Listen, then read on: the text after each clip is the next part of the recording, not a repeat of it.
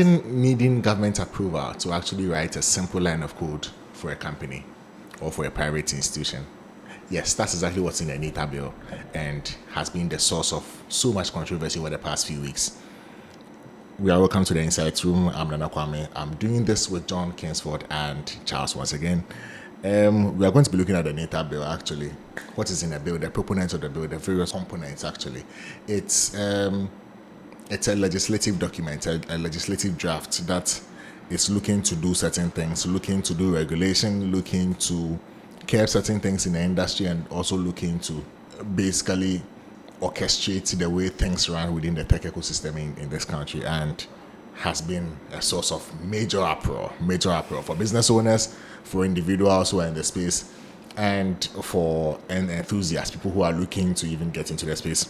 Has been a source of conversation among them all, and that's where we're here today. We're going to break down the various parts of it and why it's a problem and why it's not even a problem, and maybe why we're overreacting.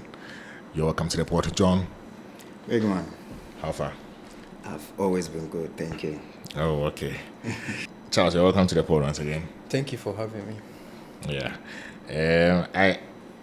I like the way Charles always says thank you for having me. Yeah, you're a good boy. I like the way he says thank you for having me. I'm sure you followed the conversation on the NITA Bill, John. Yeah. And the various narratives. Mm-hmm. I'm sure you've read the bill yourself. I'm sure you've looked at various components of it. Yeah. What's your general overview of what the bill is saying? General overview of what the bill is saying. Well, I think the proposal made by the Minister of Communication to draft such a bill, generally speaking, I won't say it's a bad thing, right? They may have, or he may have, or as a ministry, they understand why they want to do that. I think I was quite listening to him on Space on Twitter, and he made certain relatable examples that made me understand what they actually wanted to do. So one of the things that he made mention was the fact that in an organization, no department wakes up to use a software or use an application on their own. But first, their IT team will have to vet it and then give the approval that, okay, this is the application we are using for A, B, and C. So once the IT team does that, then the rest of the department can go ahead and use it. So I think the general overview of the bill is something of this manner, right? Where NITA as an agency, I feel now they want to move NITA from being an agency to an authority, where they can now, so when I say authority, I mean like as a regulator, right? So now NITA as a regulator, or yet to be a regulator, is the ICT department of the government and of our republic, right? Where they have to now vet and approve that, okay, this is good, or these people are licensed to do A, B, and C, and this. And once that is done, now the country or the governments can now, or other agencies in the country can now patronize such people. So I think the high-level overview of it is not really bad, but there are just some one or two concerns that are generating the issues and the problems. That is why it's very argumentative out there. Yes, but it's not because the ideology is bad. The ideology may be good, but then I feel like it's the narration, implementation, and the loopholes that we need to look at it. Right. Charles, what do you think about the bill? After Charles is done, I would actually take us through certain key highlights, probably just 5 of them. That's fine, yeah. So it guides our conversation. We'll pick them one after the other. We'll look at it together. Okay. After each and every point, we'll look at it together. We'll look at what it potentially seeks to achieve and whether or not it makes sense. I mean, that's the whole idea of legislation. Legislation is supposed to make sense to the people. So, yeah. But Charles, what do you think? What's your overview of what the bill is seeking to do and the bill in general? I believe that the NITA bill is well intentioned. It is a bill that is being created in order to curb certain instances in the tech space. As John Kingsford said, the ideology behind the bill is very good, and if implemented well, can help the tech space and regulate it in a proper manner. What stands a problem is that there are some instances or some sections in it that are very vague. For example, it doesn't categorize who an ICT professional is. The ICT professional, is he a teacher? Is he a data analyst? Or is he a software engineer? So if these things can be clarified for us, but I think the minister also did a good job by saying that it is a zero draft. Another issue around that is they said they've drafted it 5 times. So why are they saying it's a zero draft? That is also another issue we should look at. It's not a zero draft, but let's move. It's not a zero draft. Yeah, so in its entirety, it's a good bill. It is something that is well intentioned, and if implemented well, can actually help the tech landscape. On the note of zero draft, let's move on to the very the very key. I mean, anytime bills come up, the drafters of the bill, the key stakeholders of the bill, always try to step away from it, try and make it look like I'm not part of it. Yeah. They brought it to me, I'm only an implementer. Yes. They always try to act like, but they are part of it. They are part of it. So as for that one, I do not buy that. That's why he's a legislator. Before he becomes the implementer, he's an implementer because he's a minister. Okay. But then aside that, he's also a legislator. Yeah. He's a member of parliament. So that one, yeah. So the NITA bill, it's looking to do. We've categorized them into these 5 things. The first one is it's looking to do a structural transformation where it is looking to upgrade NITA from an agency to an independent authority with executive powers to enforce technical standards and issue sanctions and collect fees. What do we think about this one, John? I've seen the reaction on your face. What do you think about this one? You see, my issue comes in the unilateral power invested in NITA. You see, they say that there cannot be 2 captains in a ship, right? One, you cannot be. There can't be a human being with 2 heads. Now, what am I trying to say? This is what I'm trying to say. We have the Data Protection Commission, right? And this is the agency or authority that is mainly in charge of the data of the company. So as any IT firm or any entity that you want to engage in personal data, or your operations have all these things in line, you need to first seek certification from them, right? Now, my problem is NITA is coming on board, and NITA has a unilateral power. But NITA is an already existing agency. Exactly. So at first it was an agency, but now the bill is proposing they become an authority. Yes. And that is where the problem comes in. So because it's like now they are overlapping duties. So now NITA is the ICT, quote unquote, ICT department for the country. So what is data protection going to do? What are some of the things? So now if I'm a IT firm and I'm setting up, do I really need to go for a data protection certificate? But does that not mean that the Data Protection Commission would actually be under NITA? That is a question. So we are still in conversations regarding the NITA bill and the second highlight. I mean, we're actually done analyzing the first highlight. The first highlight is the structural transformation.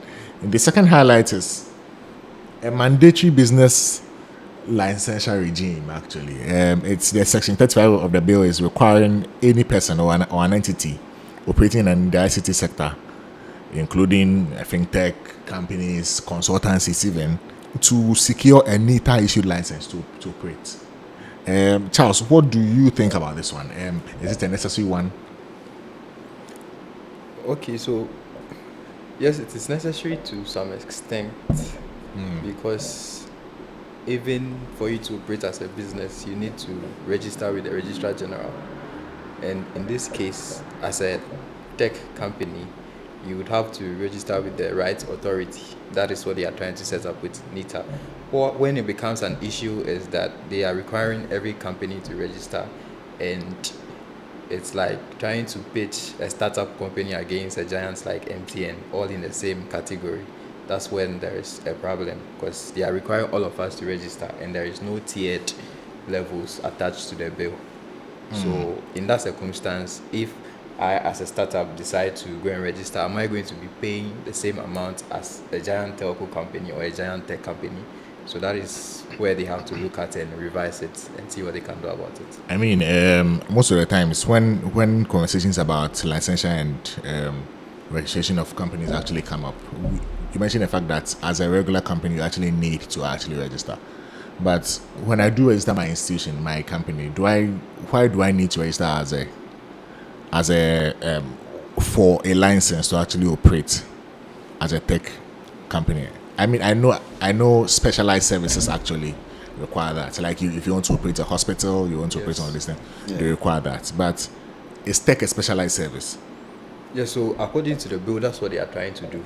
Because right now, tech is a booming sector. And if not properly regulated, it can lead to other issues that we have.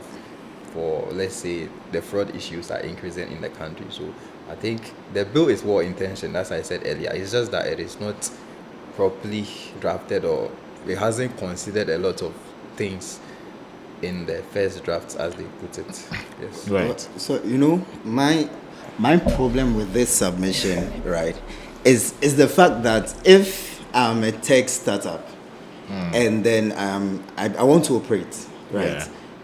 Fair enough, I've registered my company. You see, one thing I think people don't understand about the tech industry is tech has a way of regulating itself. Yeah. And I'll give you an example. You see, so if you understand that the tech in ISPs already regulates itself, these conversations will not come in. And even the bill and other things to be structured in another way.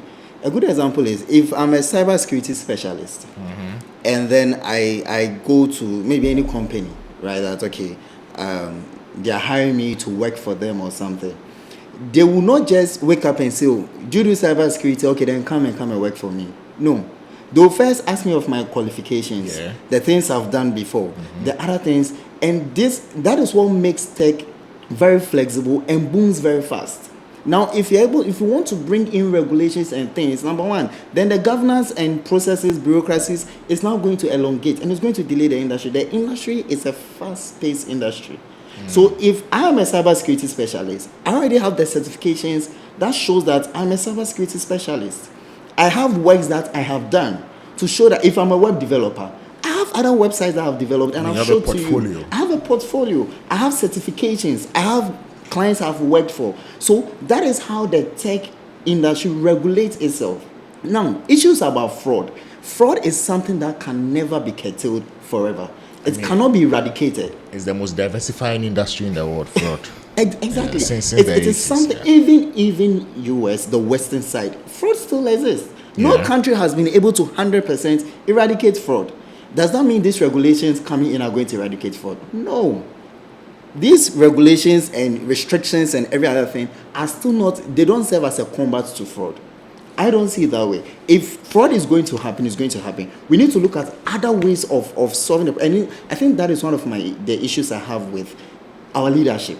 Whenever there is a problem, we don't look at the root cause of the problem, but then we look at things in a more high level manner, attach some few political strings to it, and then take a decision based on that. And that affects those in the grassroots. Because number one, what this is also going to do is going to serve as a deterrent. It's going to serve as a deterrent to other startups, to other innovations, and other people who want to come into the industry.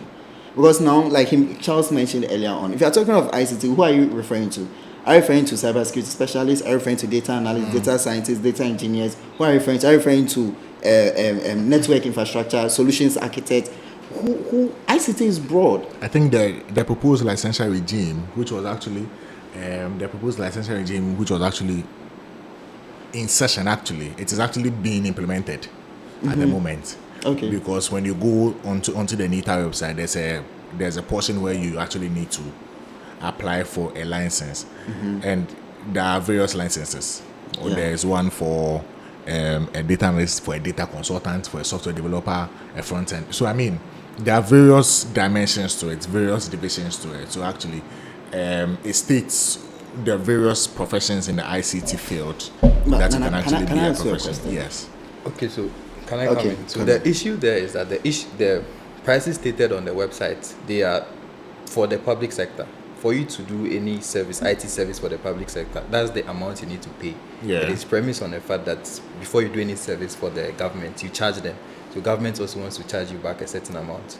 So the amounts stated on the website are not related to the new bill that they are trying to pass. That yes, but then it actually mentions something in relation to an acquisition fee. Then there's a renewal fee. Yes. So if that is actually in line with people in the public sector, then I don't think there will be a renewal fee. You see, Because if there's a renewal fee, then it means then it's a licensure regime actually. Yeah, so formally the agency, that's what the agency does. If you are an ICT company that you are a consultant to a government firm, they take care of the fact that they need to register, or they need to regulate you before you actually work with the government firm. So that's what the licensing is for. So let's say you provided a software service for the government, so you renew the license with them every time you are also working with the government agency. So the prices there, it's not for the public sector, it's not related to the new one. There's another part which is very genuinely a problem for me. If this is actually for the public sector, so that means startups can actually never have the opportunity to render services for the public sector actually, because if I have to pay a 30,000 cedis for data consultancy services to acquire the permit for data consultancy services, I don't think any startup has that amount of money to actually pay. So it means it is segregating that service to only people within a certain class, and I mean that's one of the problems that John has been mentioning exactly. so far, that it is like sidelining startups, it is stifling talents. Yeah. So I mean, in the text, is one of the things that we know is that people can be self-taught. Exactly. We have a lot of self-taught professionals in the world. I mean, the whole idea behind 1 million coders is to self-teach yourself into a tech program, because it literally leads you to a program on Coursera or Google AI platform, or maybe Straitjacket or something. Mm-hmm. So it leads you to some of these platforms to go and take courses there. Yeah. That's basically still self-teaching. Yeah. So I really do not understand the whole impulse of this thing. The funny thing is, let's say I know of someone, right? He had a background in finance sort of things. He worked in a company, big company in Ghana. It was a revenue assurance something. Is it at a point it became boring for him. He wanted something challenging. Now this guy started learning coding on his own. Now I'm very happy to tell you that as at now, the guy has been able to build a whole payment gateway on his own. Yes, he has developed so many things. He learned it. He didn't go to school, class, and teacher, and this. He learned things on his own. He took online certifications. So when we talk about backing, he has. If you get his CV, he has every certification in there. From this, from that, from this, from that. Now the question is, someone like that. Now, if he is going to apply or he gets a good deal because of hard work.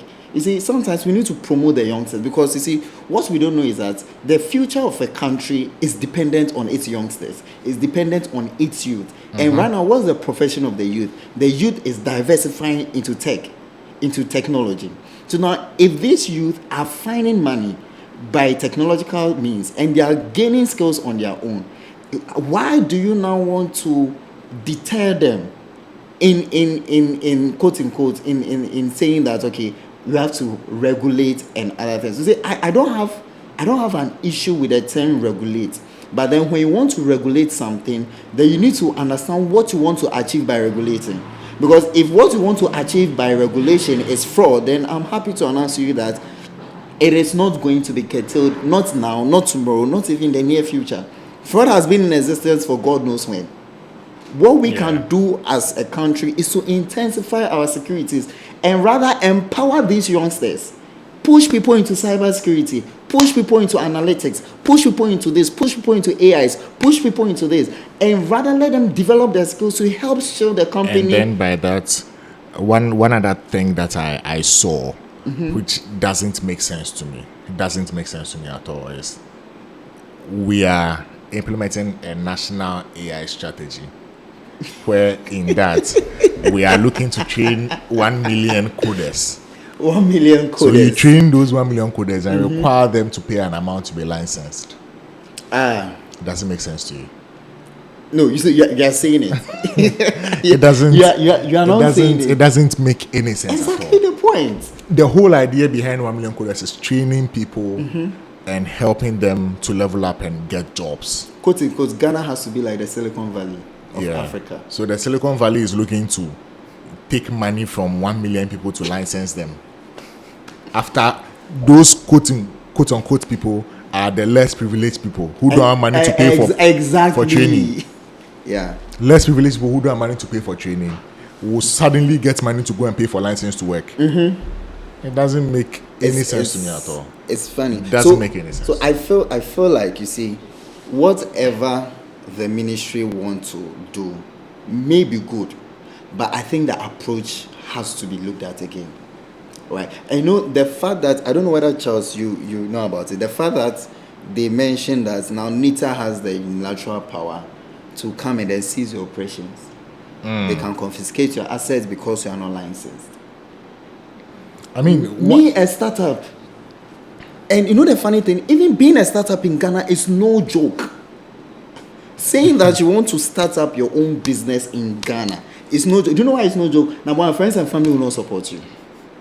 You will have to find ways and means of getting your business up and running.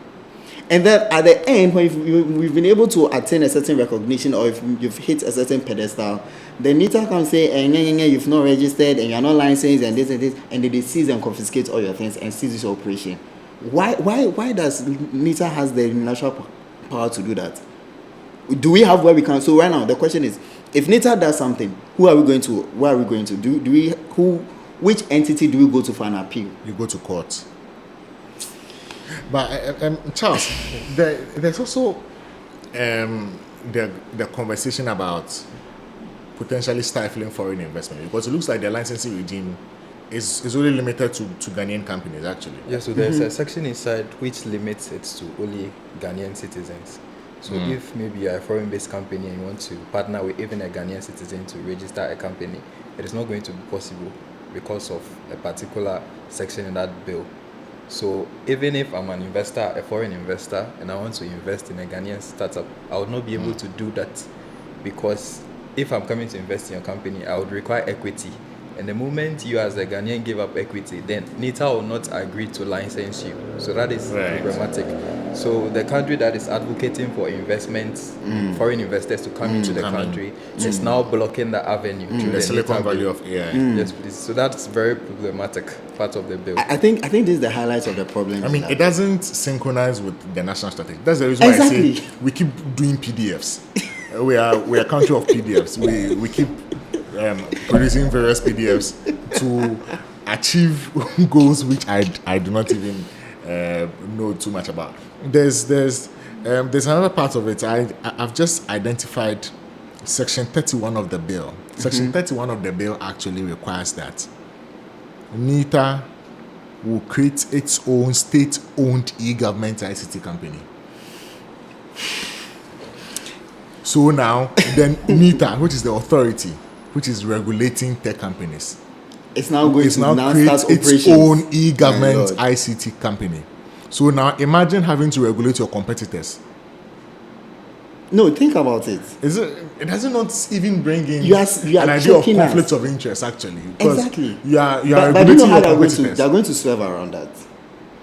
Because they'll say, okay, even though it is NITA, there's another entity, but we all know that it's going to be under NITA. But they're going to give it, it's like now MTN Ghana is different from MTN Momo. Right? So it's like, even though it's MTN, but they are separate legal entities. So they function separately, which is fine. And I'm sure that's a kind of model they are going to use. In the name of, to prevent conflict of interest. Right? But then my question is, I heard a minister say that, was it this year or last year or something, they are promoting startups in Africa. The president took about 8 or 10 startup founders and took them to, was it Zambia? Yes, I think it was Zambia and all that. And then I was just... Are they really startups or the ones we know already? The ones we know already, bro. Okay. So they're not startups. So then the question is, if someone, Kojo Mensah, wants to start up a company, an IT firm, maybe he has set up a platform as a service, and it is running this and is doing this and is doing that, and it has been licensed, he has gotten the ISO certifications, he has gotten every other thing, he has gone through all the procedures that make sure that the platform is up and running, the architecture, everything is on point, right? And now he needs an investor, like what Charles rightly said, because he can't do all these things on his own.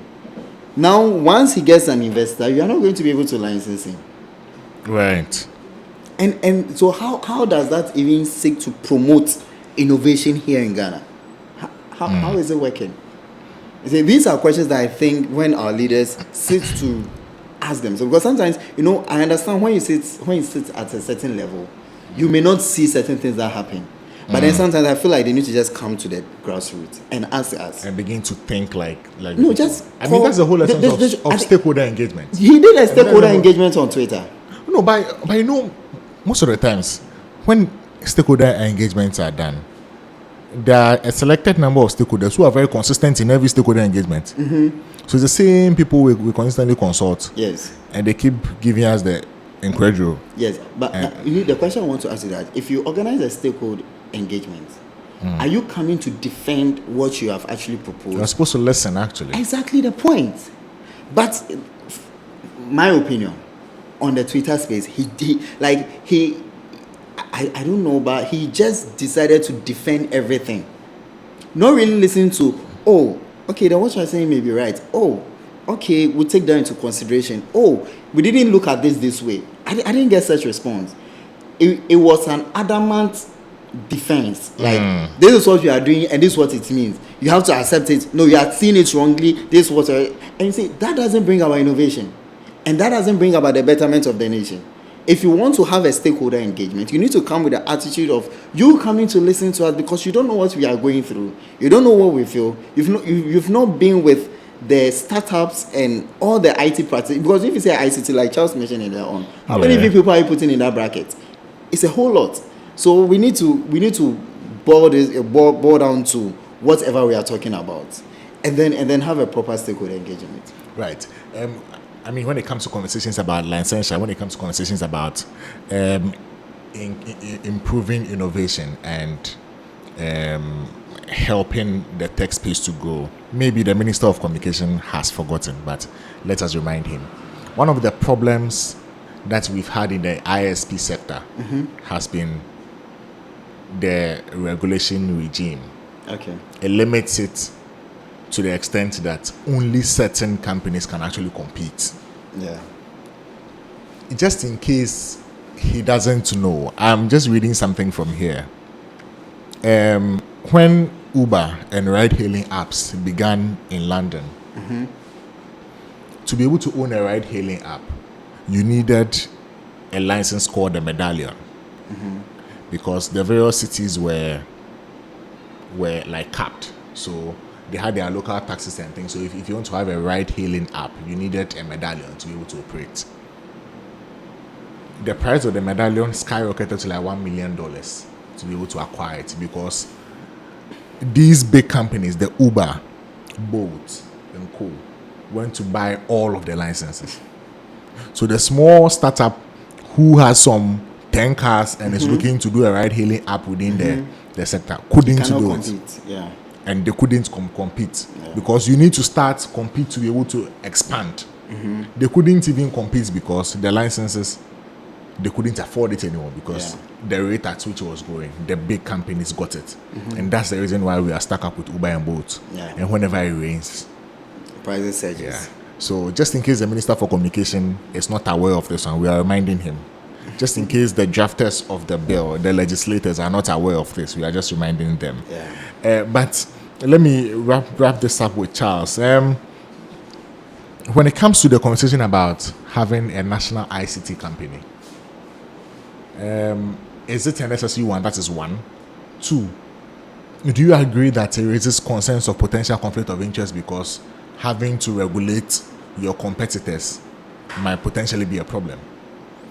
So starting off with the second question, I believe yes, because if you own a company and you are regulating other companies in the same industry, you will surely strive with the rest and make sure to make gains of them whilst you promote your own.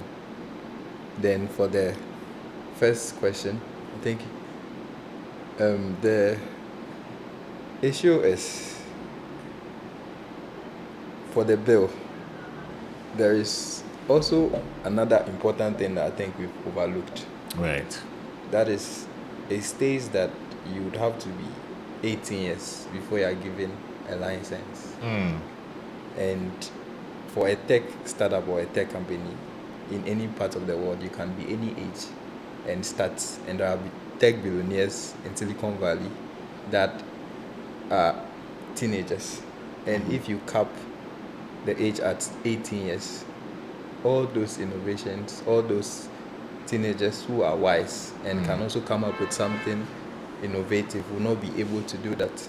So Because they are not 18 yet. yes, exactly. So So could that potentially mean that it is going to limit the 1 million coders program to people who are 18 years and above? yes, exactly. In the That's near what future. it's going to do. So in conclusion, I think the bill should be looked at again. Yes, as we say, yeah, as we say in yes, Rabbi. So yeah. So I mean, yes. let's wrap it up here. But I personally think this bill it gives a scenario of a sports child who lived at home with his father and felt like this tech thing, Charlie money day inside, that they go and tax them, don't regulate it.